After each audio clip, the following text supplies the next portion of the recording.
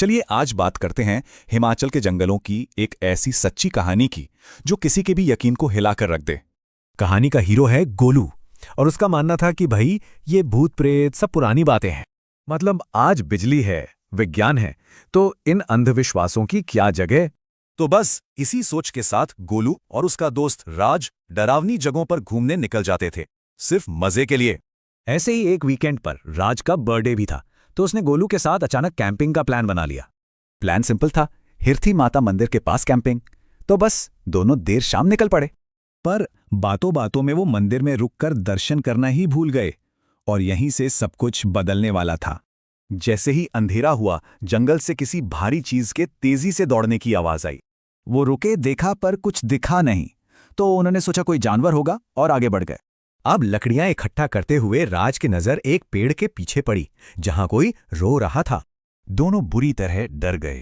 Camp site लौटकर उन्होंने बिना कुछ कहे बस आग जलाई, शायद हिम्मत के लिए। और तभी पास में किसी भारी चीज के गिरने की आवाज आई। टॉर्च की रोशनी में जो दिखा वो कोई जानवर तो बिल्कुल नहीं था। करीब 7 फीट लंबा, काला शरीर और 3 आंखें जो सीधा उन्हीं को घूर रही थी। वो किसी तरह भागकर टेंट में घुसे। लगा कि जान बच गई, पर असली खौफ तो अब शुरू हुआ था। अचानक तूफान, एक अजीब सी घंटी की आवाज, फिर एक औरत की चीख और भी न जाने क्या क्या। वह घंटी की आवाज पहले दूर थी, फिर और पास, और फिर बिल्कुल टेंट के चारों तरफ घूमने लगी। पर यह कैसे हो सकता था? राज तो गोलू के ठीक सामने ही बैठा था। डर के मारे दोनों की हालत खराब थी।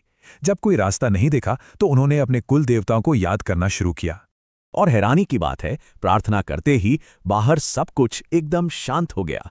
सुबह होते ही वो वहां से भागे। उन्हें लगा कि वो बच गए, पर असल में जंगल का वो खौफ उनके साथ उनके घर तक आ चुका था। बाद में एक पुजारी ने बताया कि वो जंगल असल में अतृप्त आत्माओं का घर है और वो उन्हें खींच रही थी।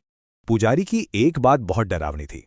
अगर उस रात वो टेंट से बाहर निकलते तो कभी वापस नहीं आ पाते।